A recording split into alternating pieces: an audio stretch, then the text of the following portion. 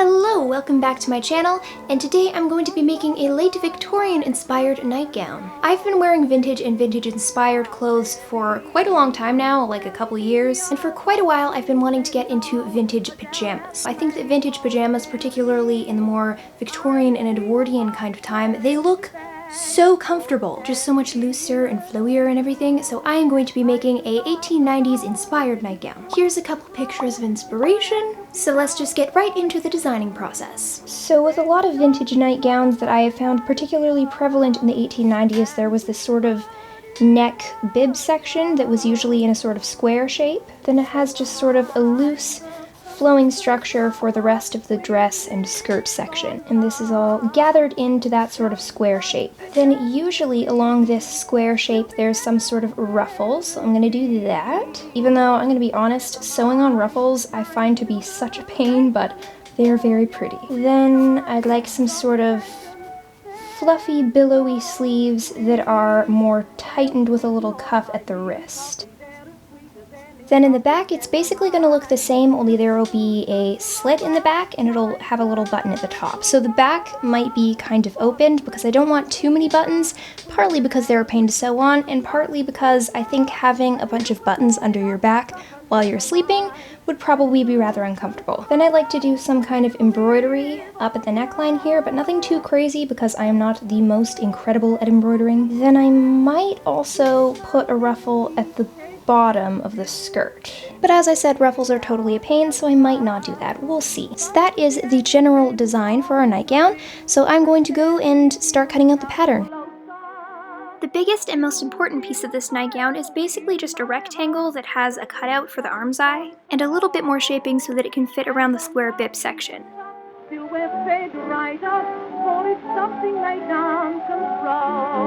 Now that I have my pieces cut out, I'm going to try and show you sort of how they're going to fit together. Here is the neck piece. This will go on with the opening in the back.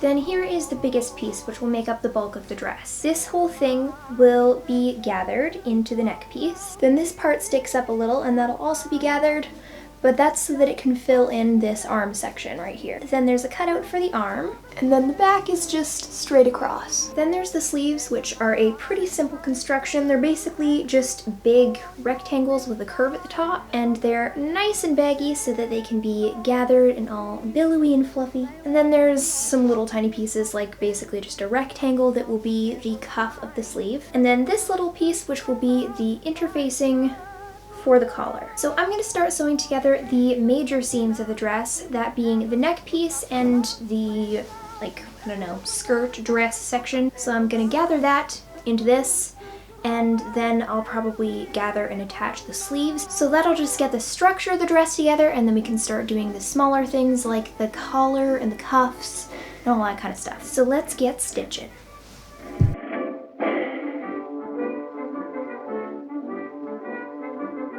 The other day I chanced to meet a soldier friend of mine. He'd been in camp for several weeks and he was looking fine.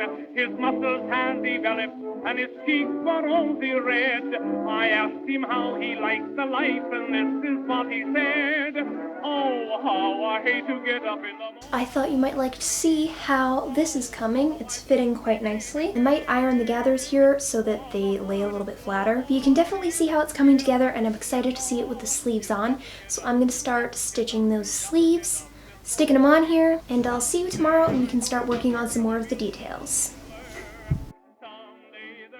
Hello, it's a new day, and let's get moving on this nightgown. So last night I sewed the sleeves on and I started sewing on the cuffs. There's this thing that happened with the arm's eye, like the hole where you sew the sleeve onto. So I accidentally totally measured the arm's eye wrong and made it like way too huge. So I ended up gathering it to make it smaller so I could sew the sleeve in. But that gathering made it so that now when I wear the dress, there's this weird extra volume right here, and it kind of makes it look like my rib cage is really weirdly wide. So we'll have to see if I can come up with a solution for that, like maybe ironing it will help, or maybe I need to stick in some kind of dart of some kind. I'll try and figure that out. So what I need to do right now is finish off the cuffs on each sleeve. I sewed on the outside, and now I need to fold it in and sew it to the inside. Then I'm going to take my weird little collar interfacing piece, and I'll sew that to the collar and then flip it over. That'll give it a nice clean edge so I don't have to actually hem it and then it gets all weird and bubbly and funky. So I'm gonna get going on that. Step upon it heavily and spend the rest of my life in bed. Oh, how I hate to get up in the morning. Oh, how I'd love to remain in bed. For the hardest blow of all is to hear the bugler call. Now that I've finished the cuffs and the neckline, I'm going to start doing the ruffle. I don't think I'm going to do a ruffle on the bottom, at least not right now. I could always do it in the future. It just seems like way too much work right now, and I really don't feel like it because it would take such a long time. So I'm going to go cut out a long strip of fabric so that I can hem it on each side, gather it, and then sew it onto this seam here. I might actually do a trick for the ruffle that I did on my 1940s striped dress because it just is easier to work with. Instead of gathering it and then sewing it on, I did tiny little pleats as I whip stitched it on. I personally just find that easier. I don't really like working with gathers very much. It's easier with a sewing machine, but I don't really use a sewing machine. So I'm gonna go and cut out a ruffle and start stitching it on here. All the girls are crazy about a certain little lad, although he's very Alrighty, so yesterday I finished sewing on the ruffle, and let me just tell you, that took such a long time. However, I really like it. I did change something slightly from the original design. The ruffle does not go horizontally across the front here. I had just been sewing on the ruffle and I happened to run out of ruffle right here, and I was like, you know what?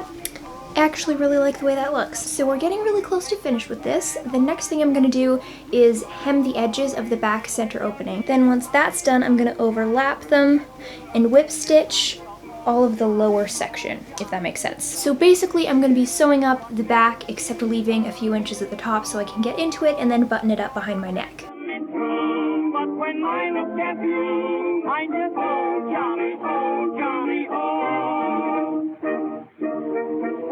As you can see, I'm wearing the nightgown. We're getting pretty close to finished, so pretty much all that I have to do now is sew on a couple buttons. So I'm going to put one to close each of the cuffs, and then one at the back of my neck to close that. So that shouldn't take long. I'll probably just use some little tiny white buttons that I have in my stash. Then I would like to embroider some daisies right here. So I think I'm going to do one bigger daisy here with some small daisies next to it. And I think I'm going to do a blue center on the daisy in the middle and a pink center on the daisies on the sides. I find daisies to be one of the easiest things to embroider. You basically just embroider a circle in some way. It doesn't really matter how you make the circle, and then do a single stitch for each petal of the daisy. So I'll just be using some cotton embroidery thread, and I'll sew some buttons on, embroider the daisies, and then we'll be finished. You're not handsomely true, but when I look at you, I just, oh Johnny, oh Johnny,